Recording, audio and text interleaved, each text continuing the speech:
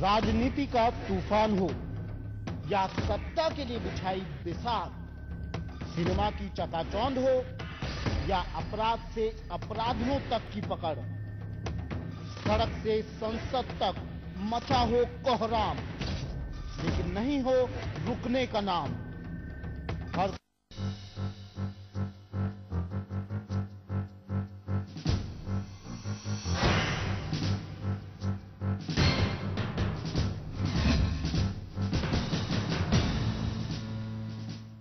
जन टीवी एक बार फिर आपका स्वागत है। आप देख रहे हैं कल क्या होगा।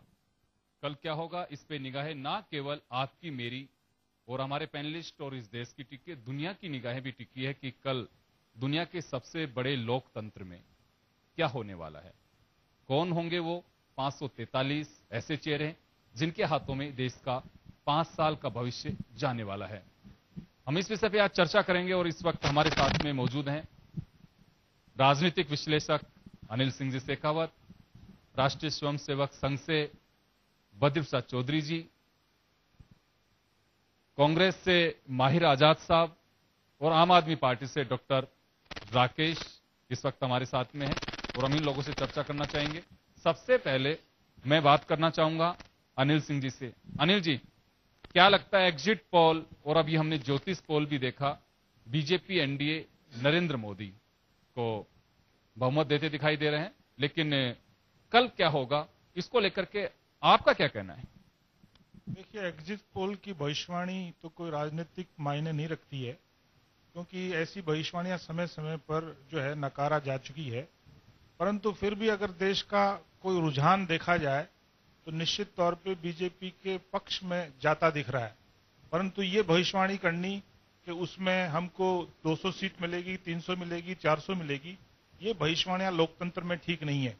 और भारतीय लोकतंत्र में जो एग्जिट पोल की जो आयु है वो बहुत ज्यादा लंबी नहीं है और उसके जो फोरकास्टिंग आई है वो कभी भी सटीक रूप से सही नहीं गए। परंतु इन विधानसभा चुनाव जो अभी हुए थे, निश्चित तौर पे इसमें जरूर उनकी कुछ सटीक भविष्यवाणियां हुई थी, तो वो भी भविष्यवाणियां उसको नहीं कहनी चाहिए, क्योंकि नॉर्मल तौर पे जब चुनावी परिचर्चा चालू हो जाती है, चुनावी रण चालू हो जाता है, तो लोगों को ये पता पड़ जाता है कि रुझान किस तरफ है। तो निश्चित तौर पे रुझान बीजेपी की तरफ है, एनडीए की तरफ है, परंतु कितनी सीटें आएंगी, क्या शेप रहेगी, ये भविष्य के गर्त में। जी चलिए, मैं एक बार माहिर आजाद साहब से जानना चाहूंगा। माहिर साहब, आपको बड़ा राजनीतिक अनुभव है। बीजेपी के लिए दावा किया जा रहा है लगातार कि एक रुझान जो सामने आ रहे हैं कि उन्हें बहुमत मिल रहा है और यूपीए 3 केवल कांग्रेस के लिए एक सपना रहेगा और नहीं बन रही है। आपको क्या लगता है? मैं आपकी बात से सहमत नहीं हूं।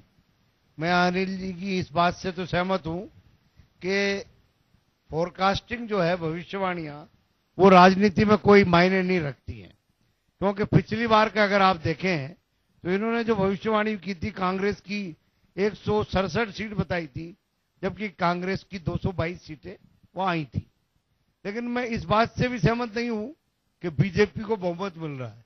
बीजेपी तो कहीं पिक्चर में नहीं, चुनाव तो पूरा एक व्यक्ति ने लड़ा है और कहा भी यही कि अब की बार नरेंद्र मोदी सरकार, इसलिए बीजेपी तो आउट ऑफ पिक्चर है। नरेंद्र मोदी को कितनी सीटें मिल पाती हैं, क्या होता है, वो कल परिणाम आएगा।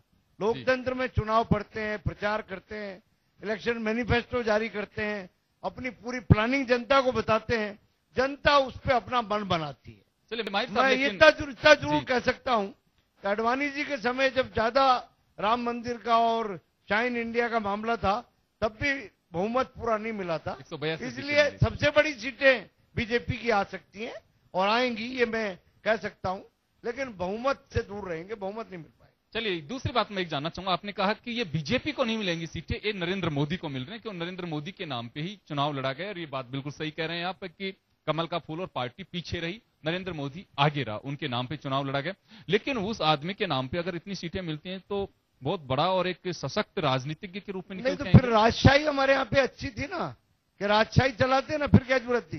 डेमोक्रेसी का मतलब तो ये कि 543 एमपी जीत के आवे, उनमें जो बहुमत दल हो, उस बहुमत दल का जो वो जिसको अपना नेता चुने वो प्राइम मिनिस्टर होगा। चलिए, ये लोग तो मोदी दल के होंगे, तो लोकतंत्र को तो गला घोट रहे हो। ये तो मोदी दल के लोग होंगे, फिर क्या हुआ? चलिए, एक बार डॉक्टर राकेश जी हमारे साथ में है।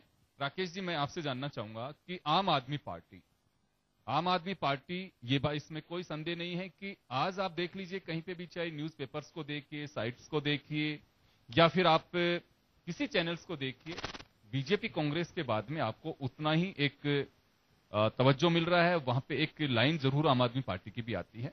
आपके सामने सबसे बड़ा प्रश्न ये है कि देश में जो नेशनल पार्टियां हैं वो सीमित सी पार्टियां हैं, तो क्या आम आदमी पार्टी वो स्थान पा पाएगी? निश्चित तौर पर इस चुनाव में जो नतीजे कल आएंगे, मुझे ये उम्मीद पक्की है कि आम आदमी पार्टी एक राष्ट्रीय पार्टी बन जाएगी। सीटें कितनी आएगी इसका प्रेडिक्शन करना बड़ा मुश्किल है, क्योंकि पिछली बार आपको याद है दिल्ली चुनाव के अंदर जो प्रेडिक्शन हुआ था 2 से 8 सीट आएगी और 28 हुई थी। तो जनता इस नई पार्टी को किस तरह से वोट करती है ये आज बताना मुश्किल है, कल तक इंतजार करना पड़ेगा। इतना निश्चित कह सकता हूं कि कल के नतीजों के बाद में आम आदमी पार्टी एक राष्ट्रीय पार्टी बन जाएगी। चलिए, विष्णु जी हैं हमारे साथ में। विष्णु जी, मैं आपसे जानना चाहूंगा कि पिछली बार भी आपकी सीटें काफी रही और किंग मेकर की भूमिका में रही मायावती जी। वो चाहे जब भी बहुमत साबित करने की बात आई वॉकआउट करके रही हो या फिर साथ दे करके रही हो, बहुत सारे एजेंडे ऐसे आए हैं संसद में जिनमें आपने सपोर्ट किया, वो भी सीधा सीधा एक तरह से सरकार का सपोर्ट करना ही था। अब की बार क्योंकि आप लोग सभी के खिलाफ रहे हैं, किसी से कोई मित्रवश मुझे ऐसा कोई स्थितियां नजर नहीं आ रही, आप लोगों ने सबके आरोप भी झेले हैं, तो बीएसपी को कितनी उम्मीद अब की बार? बहुजन समाज पार्टी अभी जो लोकसभा चुनाव हुए हैं उसके अंदर अच्छी सीटें प्राप्त करेगी, अब पहले से ज्यादा सीटें आएगी। और बहुजन समाज पार्टी किसी भी दल को समर्थन नहीं करेगी। और पूर्व में मायावती जी ने कह दिया था कि हम किसी भी दल को समर्थन नहीं करेंगे, 16 तारीख के बाद हम विचार करेंगे कि अब देश में क्या करना चाहिए और देश हित में क्या है। जो देश हित में होगा वही बहन मायावती जी करेगी और देश हित के सिवाय और कुछ भी करने के लिए तैयार नहीं है। मगर सवाल इस बात का है कि हर बार जब भी कल चुनाव के रिजल्ट आने वाले हैं, कोई भी राजनीतिक पार्टियां इतने बड़े लोकतंत्र में इतने शांतिपूर्ण रूप से चुनाव हुए, सबसे पहले मैं हिंदुस्तान की जनता का आभार व्यक्त करता हूं कि उन्होंने इस देश में पहली बार यह दिखाया कि हिंदुस्तान का लोकतंत्र बहुत मजबूत लोकतंत्र है और इसके लिए मैं जनता का आभारी हूं। उन्होंने ऐसी गर्मी में भी अपना मत का प्रयोग किया और इसके बाद जो भी स्थिति बनेगी 16 तारीख कल के बाद देख लीजिएगा आप जो भी स्थिति बनेगी। मगर आज एक दुख की बात यह है कि अभी से ही इस प्रकार की बातों का शब्दों का इस्तेमाल करने लग गए ये लोग। हमारे राजस्थान के शिक्षा मंत्री ये बोलते हैं कि मैं मोदी जी के लिए किताब में ये लिखेंगे। अरे अभी जल्दी क्या हो गई है, मोदी जी कहां से आ रहे हैं? मोदी जी देश के प्रधानमंत्री नहीं बनेंगे, ये निश्चित मान लीजिए आप। चलिए सीटें अधिक आ सकती है। चलिए, तो हाथी मोदी का साथी तो नहीं होगा? बिल्कुल नहीं होगा, बिल्कुल नहीं होगा। चारू जी हमारे साथ में। चारू जी, आपकी पार्टी जमींदारा पार्टी राजस्थान के एक एरिया में है और अब की बार उम्मीद की जा रही है, आपकी पार्टी के लोगों को भी उम्मीद है कि हम बहुत कुछ करने वाले हैं। और ये बात सही है कि विधानसभा चुनाव में आपकी पार्टी ने वोट परसेंटेज भी गेन किया है। लोकसभा चुनाव की बात करें तो राजस्थान के परिप्रेक्ष्य में क्या उम्मीद है आप लोगों को?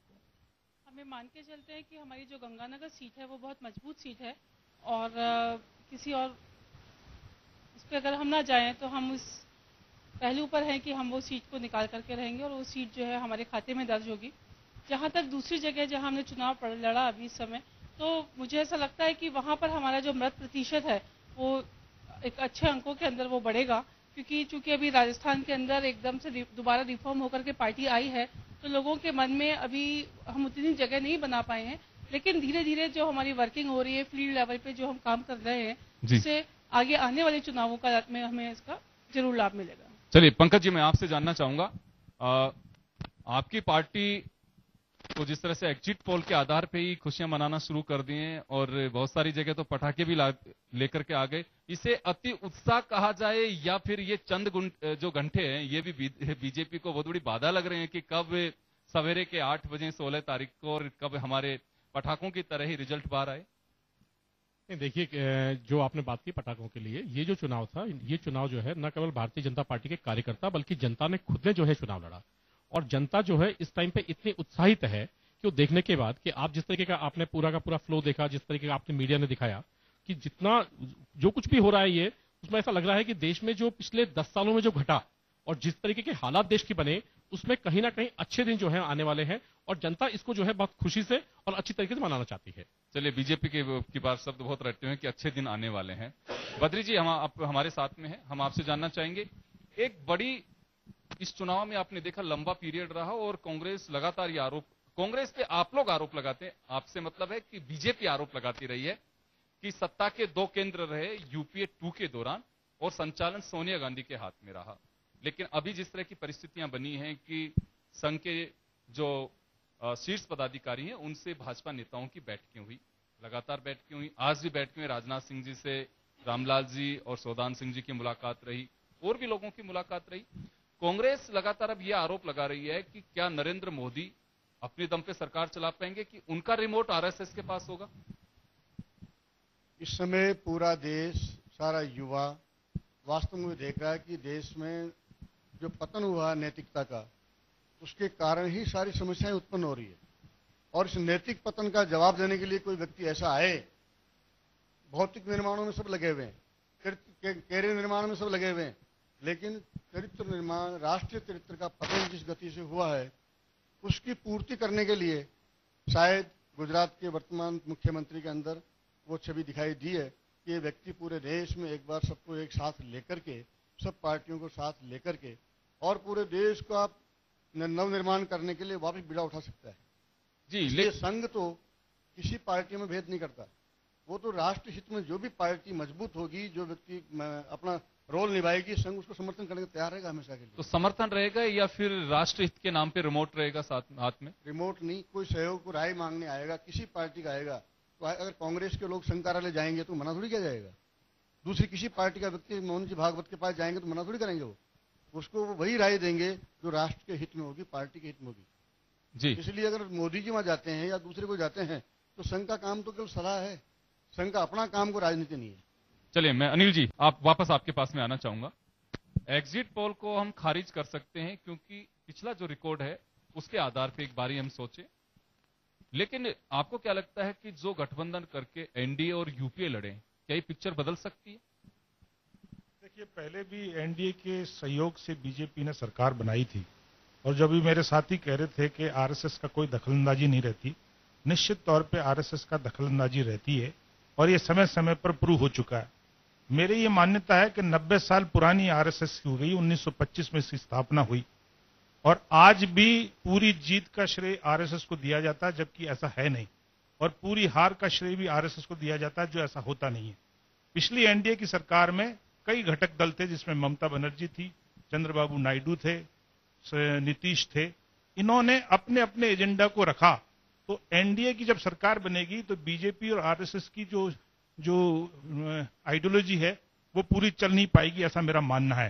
क्योंकि ऐसी आइडियोलॉजी जो 370 धारा के बारे में बात करती है, जो राम मंदिर के बारे में लोग बात करते हैं, जो समान नागरिकता के बारे में बात करते हैं, ये जो मुद्दे हैं ये सिर्फ जो है इनके मैनिफेस्टो के मुद्दे रह जाएंगे।